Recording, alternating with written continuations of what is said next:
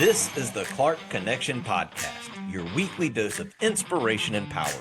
We'll dive deep into the stories and strategies that ignite personal growth and entrepreneurial fire. Join us as we empower you to take control, level up your leadership, and build the life you deserve. Get ready to rise, to thrive, and to finally become the leader of your own destiny. Let's go. Welcome to the Clark Connection Podcast, where we explore leadership, personal growth, and entrepreneurship. And I'm your host, Aaron Clark, aka The Coach. And today we are joined by Cary Myers, a coach, entrepreneur, and a leader who's passionate about developing people both on and off the field. We talk about his journey into coaching, the influence of his father, and what it really means to lead by example. Cary also shares his lessons from launching his own turf cleaning business and how perseverance has been key in both sports and business. But before we dive in, I got to give a quick shout out to all my sponsors. And the first one that we're going to be thanking here, that is our premier sponsor, Vicki with Hubbard Flooring Studios.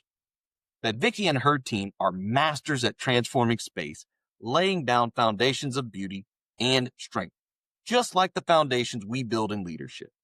Whether you're looking to refresh your home or reimagine your workspace, Hubbard Flooring Studios has you covered from the ground up. You can visit them at their physical site on Boland Avenue in Baton Rouge.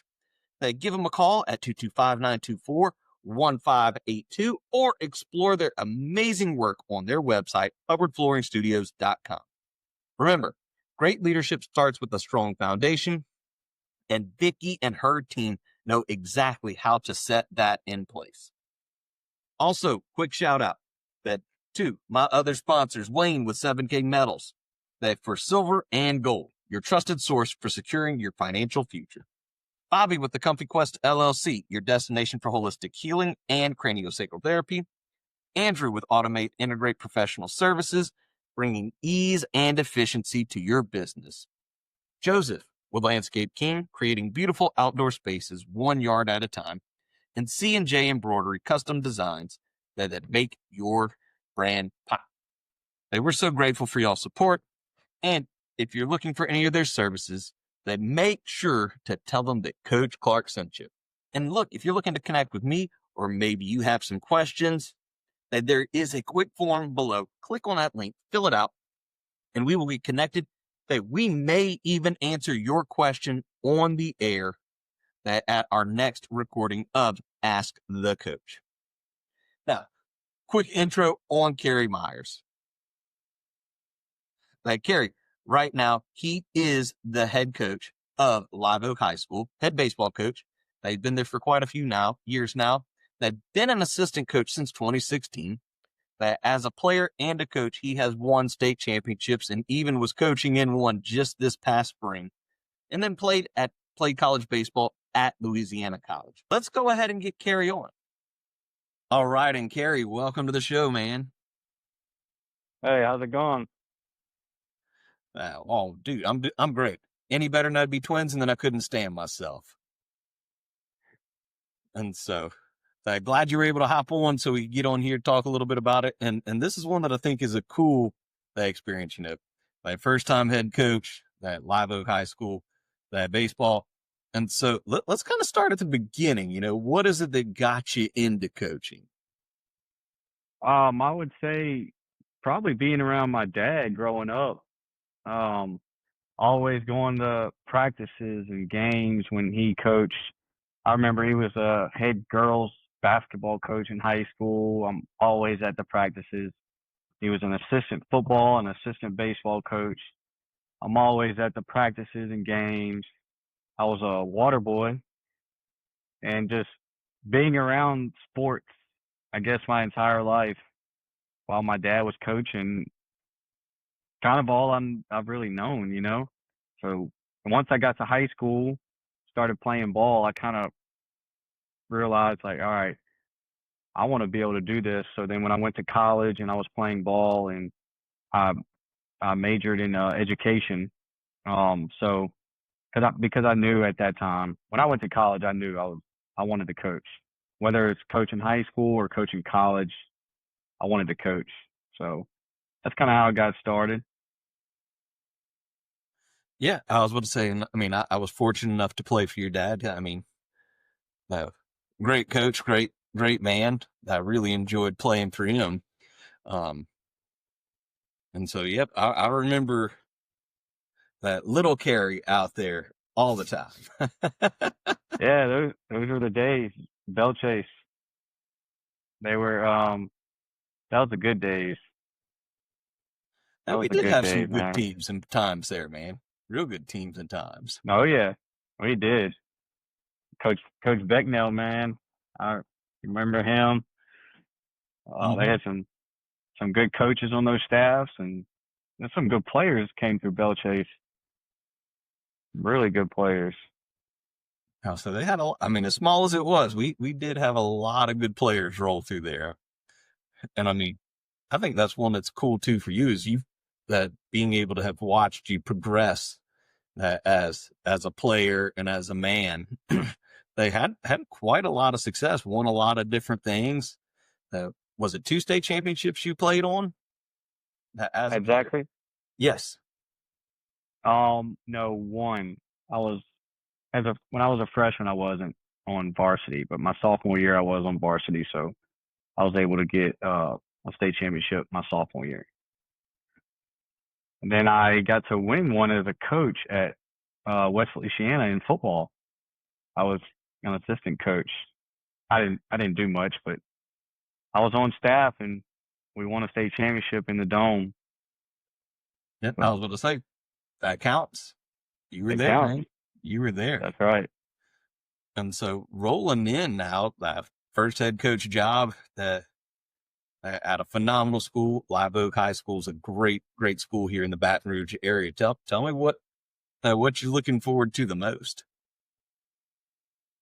And I would say just getting back on campus and getting our off season started. My first off season, I guess you could say, is like a head coach, and you know, bunch of different things that I'm gonna have to be in charge of now, and um, I'm really excited about that. And we have a good little group coming up.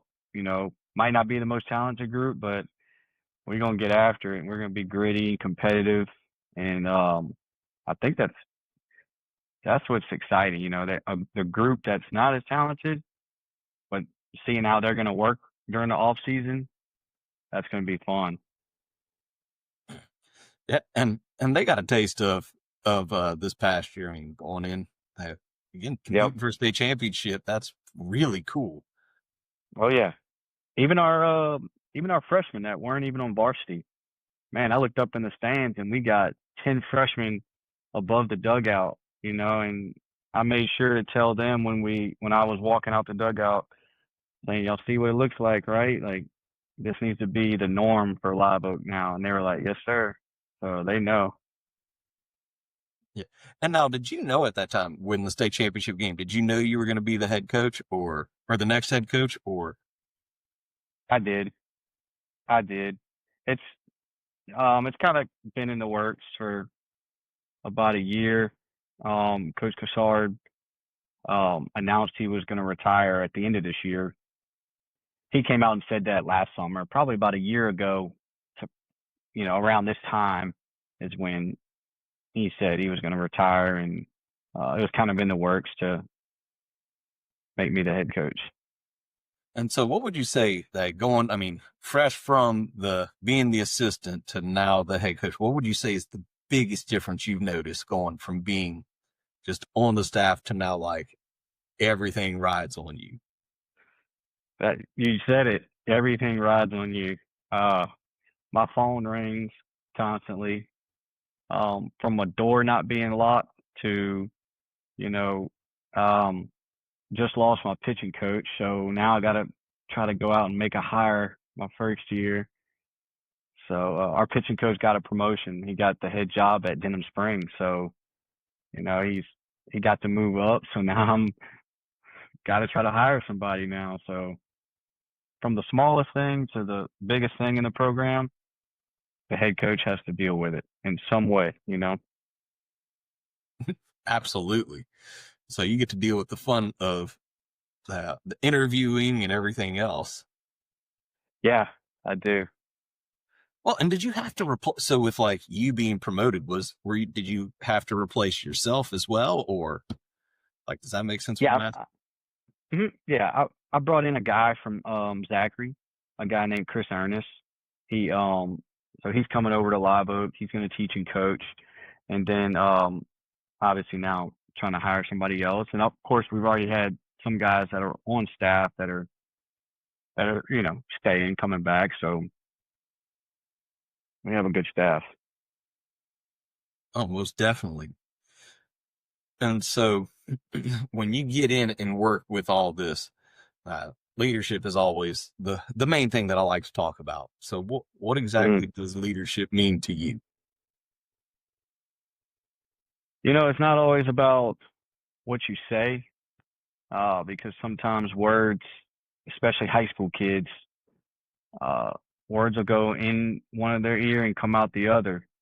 Sometimes it's about doing and showing them with your actions, like, you know, what it takes.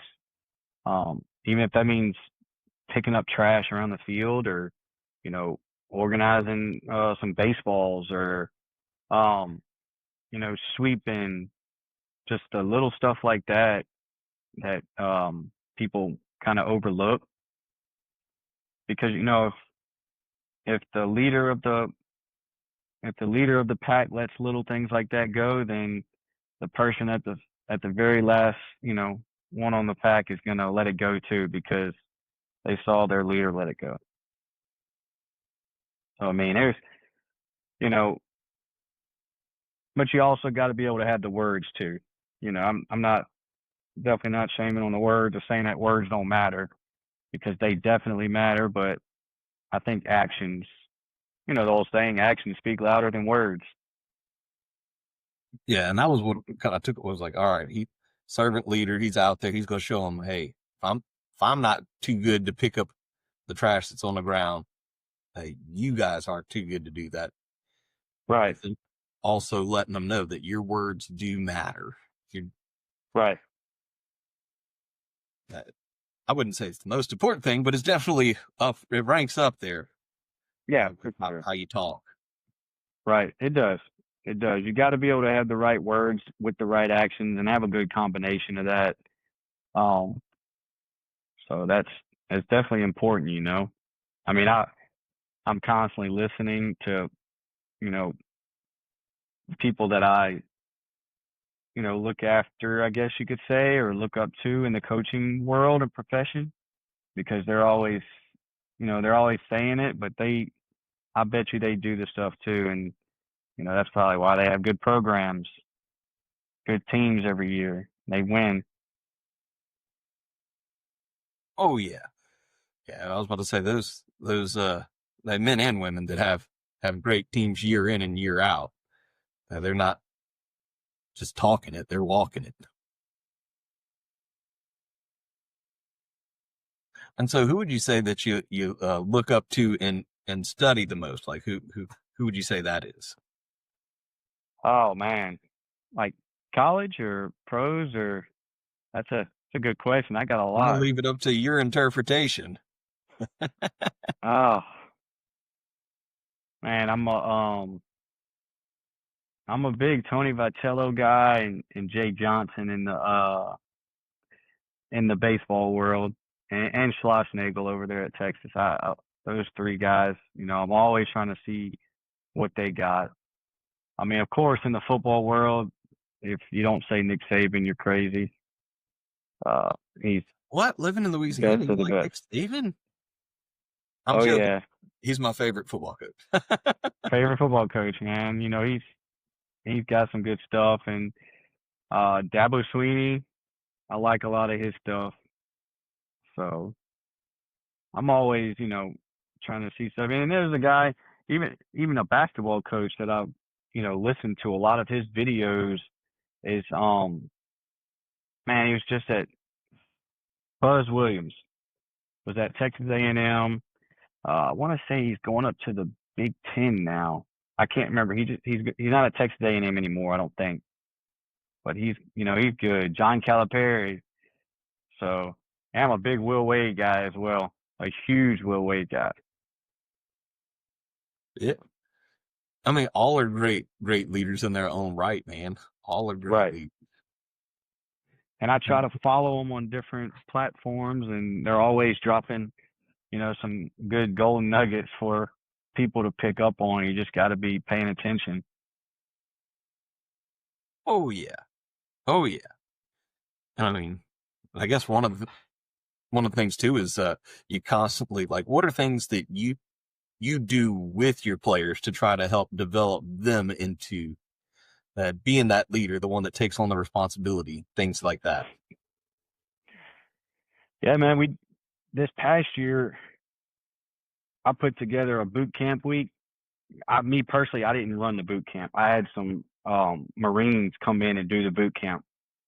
But one of my goals when I got that boot camp organized, was to see who would step up, and when they do different things and they do groups, who's gonna rise to the top. And I really think that's kind of what shaped us this past year, and it brought a lot of leadership out in older guys, but it also brought some leadership out in guys that we weren't expecting to be, leaders or rise to the top. We did 6 a.m. workouts quite a few times right before school, and they could go take a shower right before they had to go to class. We would do.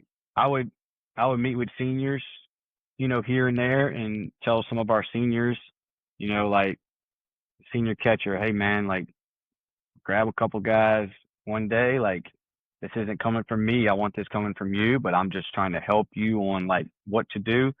Like grab a couple guys one day and y'all hit a little bit extra.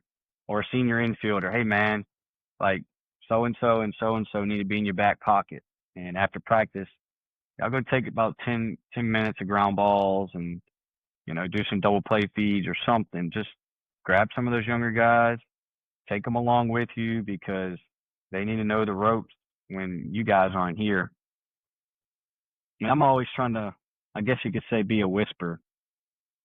Um, you know, leadership's hard, and the reason why it's hard, that's why nobody wants to do it, because they don't like hard, or they don't want to be looked at in the wrong way from their peers. And I had a talk with one of our senior infielders this past year, and he asked me how he could be a better leader. I said, well, first thing is you're going to have to accept that people aren't going to look at you the same if you're really trying to be a leader. People aren't going to like what you have to say, but at the end of the day, you know what's best for you. You know what's best for this program. So you're going to have to do things that you probably haven't done before if you really want to be a leader. I could tell he started, taking some guys under his wing, and a little bit of extra work after practice or a little bit here and there, and goes a long way. Oh yeah. And I think everybody likes the idea of being the leader, like being the one that's called upon to go and do fill in the blank. But when it's actually time to be the leader is when people struggle. Because I tell my crew that all the time. It's like, yeah, everybody wants to be the boss till it's time to be the boss. And then you got to go do what the boss does. It's not That's always right. pretty. It's That's not right. always pretty. No, it's true. It's true. And that's why there's not a lot of people that are bosses, and there's not a lot of people that are good leaders. It's hard. Oh yeah. Oh yeah. And guys, if you've enjoyed what you heard so far, maybe you're looking to work on yourself and develop your leadership skills, look, hit me up. Make sure you like, follow, subscribe to the show, drop a comment what y'all have enjoyed so far. And this will help us to continue to bring great people to the show, like Coach Cary Myers. And so one that you did say that really stuck out to me, Cary, is when you were doing the boot camp. You said you were looking to see who's going to step up. So what type of things were you looking for to see who stepped, like during those drills? I would say once things started getting hard, when they were doing the obstacle course or they were doing this workout, once things started getting hard, who was that guy that was gonna push the rest of the guys? But the person that's pushing those guys, they can't slack. They got to stay up here while they're trying to bring them other ones up when things were getting hard.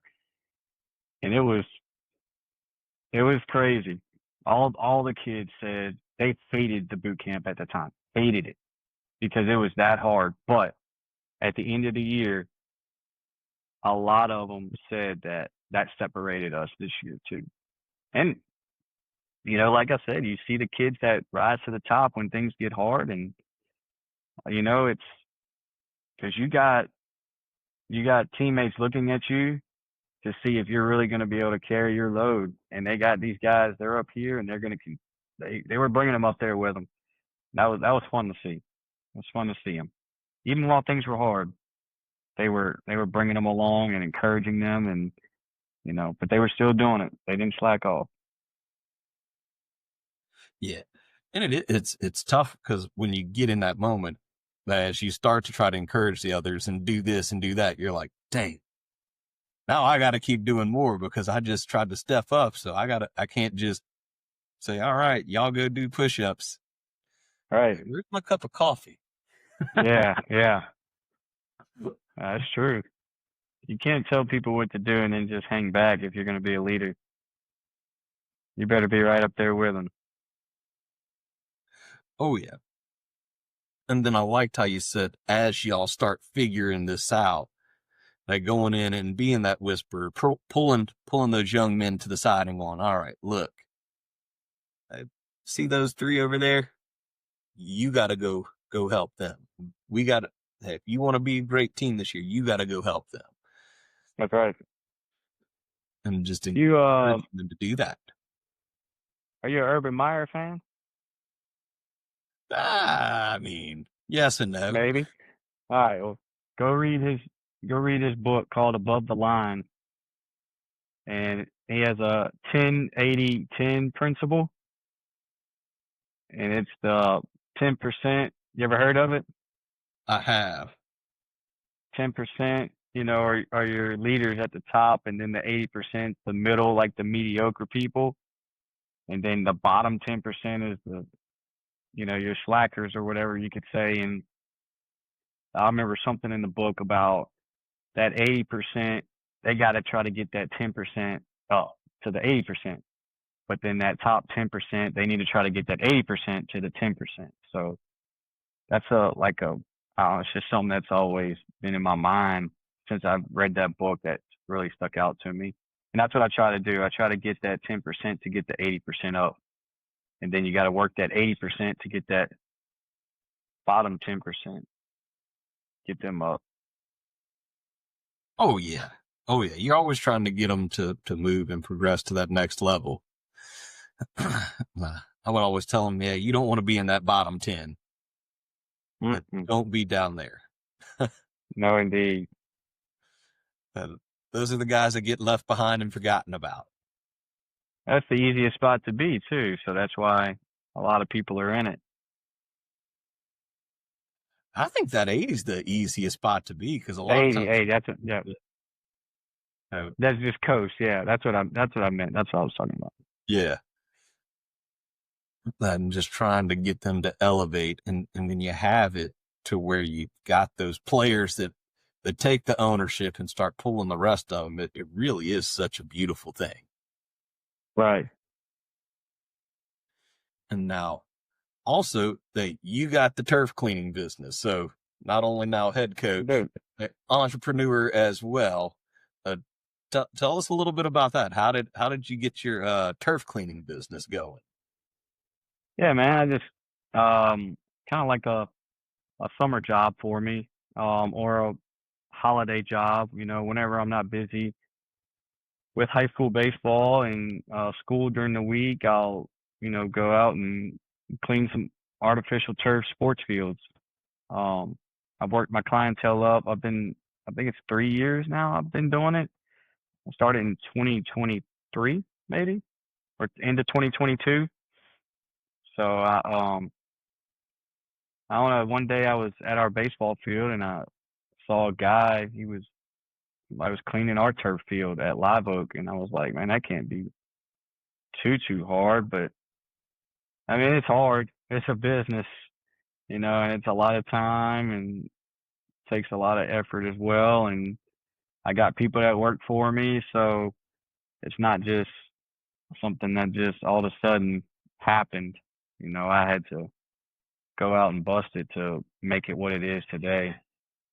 It's my it's my time away from, I guess, the field, baseball or school, whatever. And I put my AirPods in and I clean a field, and it is kind of relaxing. It's almost like cutting grass, but you're not cutting turf. I was just about to say that sounds like cutting grass, man. Yeah, it kind of is. Wear your bucket hat, put some Mm-hmm. sunscreen on, drink a lot of water, and go. Yeah, I was about to say have that cooler of water, Gatorade, and Yep. get after it. Oh Now, yeah. how long does it take you to clean? Like, I'm assuming you do football field, baseball fields, everything in between. About how long does it take to do one of those? It depends on the field. So a football field takes anywhere from 4 to 5 hours. That's without stopping though. We don't really like stop and take breaks. We have a good system going. Um, the baseball field, a full baseball field, probably takes about 5 hours, 5 to 6, and that's because a baseball field's the hardest, just because of all the corners and the turning. And a softball field probably takes 3 to 4ish. So it's not too Now, how bad. often does a field need to be cleaned? Um, Twice a year is, ideal. Most do it once a year just to kind of keep it in shape. Um, but for what I do, you don't want to do it too much because they have maintenance they can do to it as well. With some, you pull this thing behind like a gator, or a little side by side where they can pick up trash and brush their turf on their own too. Um, so once, twice a year. I have some clients I do twice a year, and I have quite a few that I do once a year.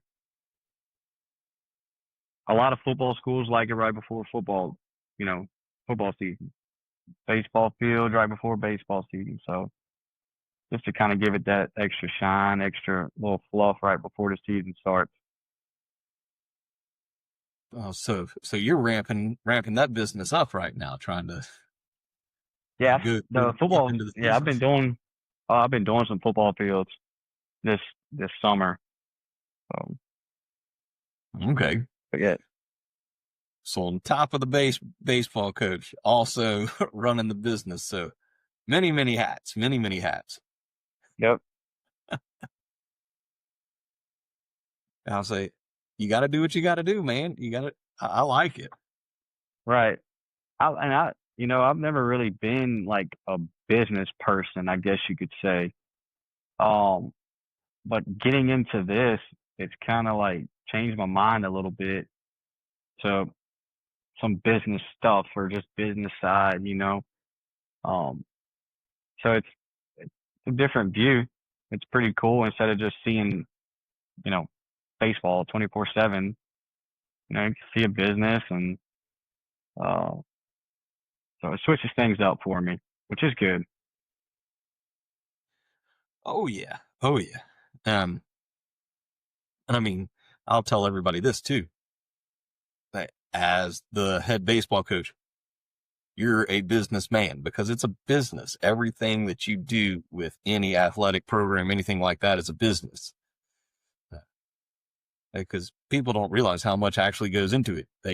You're looking at jerseys. You're constantly, hey, if I buy this, how do we make sure we get that? If we need funds for over here, we got to get the turf cleaned. We got to get this or that. The principal just called and said, we ain't got no money in the account. So now how do I get money in the account? Right. All the above. Always something. Oh yeah. Oh yeah. Mm-hmm. Yeah. Ooh, yeah, I don't miss that aspect of it. I do miss the Yeah. coaching, but I do not miss all the other stuff that comes with No, it. it's a lot. It's a lot. You got to be able to prioritize things too. All good. They're just trying to get some airtime, man. He is. He is. She's not afraid of it either. So, but yeah, you got to be able to prioritize things and, make sure you got your things right and what you're supposed to be doing. Mm-hmm. And so, like, what would you tell somebody who's looking to start, like their own business? What would you tell them to be looking out for to encourage them as they're going through that? They're going to get told no way more than yes. And I would say for every 5 no's, you're going to get that one yes. And that one yes is going to continue to drive you to get another yes, and just because you get told no, don't quit. Keep going. Keep going. I listened to a podcast of a guy. He's um doesn't have the best language, but when he talks about business, like it's spot on. Andy Frisella, and he talks about a lot of business stuff, and about how people just quit because they get told no or things get hard right away instead of just fighting through that adversity and continuing. And it's going to pay off in the end. So I remember when I started this, people were saying no right away, and then had a couple yeses, and I mean it's building up, and people like what we do to their field, especially right before their season starts, and they're surprised at what we get off the field, because we get metal off the field, you know, sharp objects. Oh yeah, we run magnets. We have magnets that go across the field before we start. So we get sharp objects off the field. You get screws, nails, bobby pins, um, little needles. Yeah, I mean, you got all the little with the helmets and whatnot, the metal helmet pieces in pieces, there. track shoes. But yeah, so if anybody starting a business, just keep going. Don't stop. Yeah, but and if it's worth it, you'll have no problem just carrying on and doing it. And That's right. yeah, that's a tough one though. The accepting that knows part of the process. Right. Yeah, it's true. Yeah. I mean, think about the world these days. People don't like to be told no. Everybody's doing things for likes. So I don't like adversity, man. told no either. I don't like it, but it's also it also is what helps you grow. Because you got to figure out what you got to do better, probably, so you can get that yes. Oh yeah. My friend Steve, Steve Gannon, he was on that couple episodes ago or something. And he always calls it. He's like, yeah, you just got to go get your no therapy, man. Hey, all of us in sales, go get your no therapy. For no therapy, yep, that's true. Mm-hmm. But I mean, it's like with baseball. I mean, how the best guys are what hitting 1 out of 3. Yeah, some of them 1 out of 5 or 1 out of 4. They're 2 for 10, or if you're hitting 3 for 10, that's good, I was like, really you're in the good. Hall of Fame. Yeah, right. I saw something today that said it was like if that Tony Gwynn were to come back and play and went like 0 for like 1,000, he would still have a career batting average above 300. 300. That's crazy, man. That's wild. That That's you when could go. he can hit. I bet you he wouldn't go 0 for 1,000. That sucker could Oh put the no, ball out on the ball. he'd find a hit. Oh yeah. Oh yeah. And so as we're kind of starting to wind down, get to that top of the getting to the end. One that I always like to talk about. You talked about the personal growth. One thing I believe all leaders are readers. Not all readers are leaders, but everybody who wants to be a leader is a reader. So, what's one book, podcast, or like show or something that you would recommend all that people starting out, all leaders that would read or watch or listen to? Whew, man, yeah, there's a lot. The most recent book that I dove into, and I need to finish it up, is Skip Bertman's book.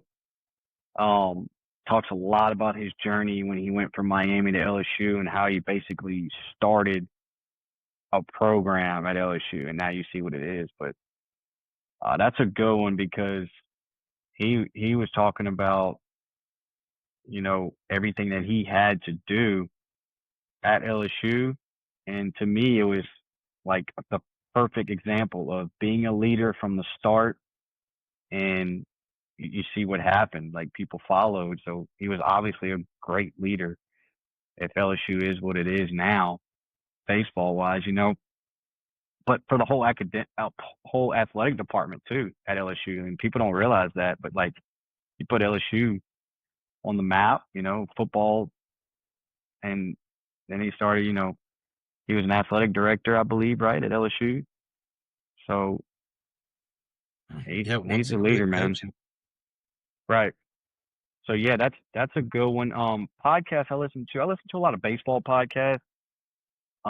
Just different ones, hitting, infield, every now and then team building stuff. I like listening to podcasts when I have a long ride or something, and I'll just put it on. Inky Johnson's a guy that I really, really like, man. He puts so much stuff on Twitter. He's got podcasts, and man, Inky Johnson's the real deal. Anybody that's looking to get, coaching, trying to be a leader, like, Inky Johnson's a guy that I would follow. I'll say, if you're having a bad day, go listen to Inky Johnson. Good night. Or if you're getting ready for a game, man, he'll have you ready to run through a wall sometimes. Oh yeah. Oh, I got to hear him speak that in Miami about 2018 ago. Good night. Lucky. I wish I could. Passion. Oh. When I saw he was on the docket of speakers, I was like, yes. Can't miss this one. No. He's got an incredible story. I love his story. Oh yeah. It's good. Brian Kane? No. He's a mental performance coach. Man, he started out at TCU with Schlossnagle for baseball, but now he goes all around the country speaking to sports teams. Yeah, Brian Kane, Peak Performance. He has a daily podcast every day. It's no more than 3 minutes, and it's some type of little motivational thing for that day or one little story. I have this phone number. I'll share it on here if you want me to too, because there's people that might want to listen to it if anybody tuned in. But it's called Success Hotline, and you basically call this number, and it's this guy that does a voice recording, and he has so many, like, just stories or a little motivational thing, and it's another thing. It's quick, 3 minutes long. So on the way to work, it's something you can call in, but the phone number is 973-743-4690. And I'll be honest, I don't call it every single day, but days where I'm like, man, let me get a quick little, mind refresher in. I'll call it in, and it's cool, man. He's always got something different that can pertain to you in some type of way. So that's some things I'm always trying to tune into, read a book or whatever to get better. Yeah, and I'm gonna put that, guys. I'll put that down in the description. So if you're wanting to call the Success Hotline, that's pretty cool. I did not know that was out there and available. So short story about that. In 2016, 2015, I graduated college that December of 2015. 2016, January, I started my first, job at Zachary High, with Coach Fassard. And Coach Fassard brought in Brian Kane, with peak performance. So he did a mental coaching thing one night with our whole baseball team, and he gave out this success hotline number. And so since 2016, I've had this number, and 10 years later, I just, every now and then I still call it. Yeah. And that's something that I think you have to do as a leader. That you have to constantly look in, check in, then build yourself back up, because it is tough. Like you said, you might go and whatever for like just go on a losing streak, and you got the parents hating on you, the school board's hating on you, and I mean, you can do better, but it's like, oh my goodness, what's up with this? And just getting that extra little, just that little to get you going. That could That's be right. The difference in the world. Make all the difference in the world. That's right. And so, last question I like to ask everybody is, what's one question that I should have asked you that maybe I didn't ask you? Oh, man. Well, I guess, I don't know. For me, I would say throughout your years, what is something that you have learned about yourself coaching that you would change? Like if you went back to the start and you knew what you knew now, what would you do? Okay, so if you'd have known back when you were getting started coaching, what's that one thing that you wish you would have known that you would change? Try to, I guess not relate, but try to, get to know your players more than just what you know about them at practice or in a game. Like, know not so much like their personal life, but know a little bit more about them than just what you know about them being on your team. Yeah, absolutely. And that's the key. One that I'll tell everybody is you got to build the relationship with the people that you're working with, because it makes it so much easier for me to come in and go, hey, Mr. Shortstop, what's up with this? I mean, seriously, you don't know how to keep your glove on the ground? Like, we've been doing that since T-ball, bro. Versus if I don't have that relationship, you just go like, man, tell coach to go jump off a bridge. I'm going to like him. Right. Hey, you got to know your players. It does make a huge difference. So, Cary, as we're wrapping up, man, that if anybody wants to reach out, get in touch, I know you kind of gave me some Facebook link. How do they reach out? They stay connected with Live Oak Baseball and Louisiana turf cleaning. Well, you can find Live Oak Baseball we're on Twitter, we're on Facebook. Our Facebook page is Live Oak Baseball Fans. Twitter is Live Oak Baseball. Turf cleaning business. I'm on Twitter. I'm on Facebook and TikTok. Yeah, one of my workers is young. He's a high schooler, so I got him to start us a TikTok page, and so I think that's pretty cool. So they can follow us on there. Then you can follow me, my personal stuff on Twitter and Facebook if you want as well. Awesome. And yeah, and guys, we're going to put that down in the link description below. That way you have access to all of that. And make sure you do that, guys. That go follow Live Oaks Baseball. That fan page is on Facebook, Twitter, and then go like and follow Cary's stuff. Even on TikTok. Hey, I think TikTok's one of the best ones because you don't have to have a whole lot of followers to get a whole lot and show up on people. Mm-hmm. It's pretty. We had one video reach over 14,000 views, and I was surprised. It was when we cleaned Nichols' football field. So Nice. yeah, that's pretty cool. Me and all the kids that worked for me, we were like, once we got to like 2,000, we were like, oh, we're almost at 3,000. And then one day we woke up and it was 7,000, and then it was like it doubled, and we were like, this is crazy. So yeah, It's wild how that works. It's wild how that works. it is. Well, Cary, I appreciate you taking the time to get on here. I know you're busy, and this is one we definitely want to do next year. I know this is one that I've talked with you about. I want to bring you back on that next summer, that 1 year later, that way we can talk about lessons, what you learned from your first year as a head coach. I thought that would be a really cool thing to do. Sounds good. Let's do it. All right. I appreciate you having me on this too. Oh, it was my pleasure, and I'm definitely looking forward to the next one. Thank you. Wow, what a powerful conversation with Coach Cary Myers. Man, I hope you were taking notes, because there were some great nuggets that throughout that entire conversation. But before we wrap, let me give you the top 5 takeaways that we have from this episode. And so number 1, that is that leadership is modeled, not just taught.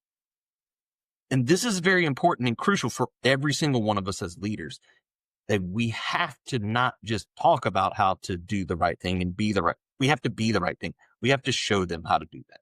Number 2, personal relationships drive performance.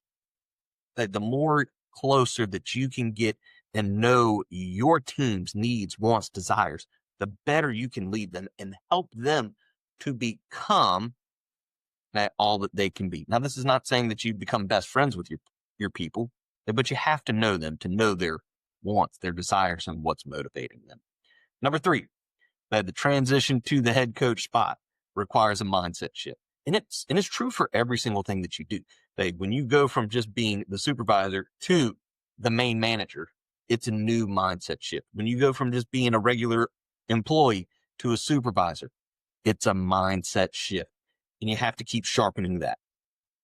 Number 4, entrepreneurship and coaching share some common values.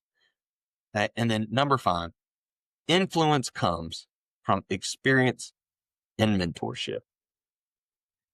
And listen, just like building a great team takes intentionality and precision, building a great space does too. And so that's why we're proud to be partnered and sponsored with Hubbard Flooring Studios. If you're ready to upgrade your home or office with top-notch flooring, give Vicki and her team a call at 225-924-1582 or visit hubbardflooringstudios.com. And as always, if this episode inspired you, then make sure you subscribe, share, leave a rating. And if you're ready to take your next step in your journey as a leader, connect with me on all socials at Coach A. Clark. I'd love to walk with you. And remember, you don't need to be great to get started, but you have to get started to be great. So keep leading, keep growing, and keep innovating. Until next time, stay inspired and connected, and I will see you on the next episode of the Clark Connection Podcast. Thanks for listening to the Clark Connection Podcast, where my goal is to add value to you. Make sure you like, subscribe, and follow the show. You can also connect with me via my website, coachaclark.com, or on all socials at coach_A_Clark. The links are in the description. Huge thanks to my sponsors, Wayne with 7K Metals, Bobby with the Comfy Quest LLC, Andrew with Automate Integrate Professional Services, Joseph with Landscape King, and Chris and Jess with C&J Embroidery. We look forward to bringing you more great content. See you next week.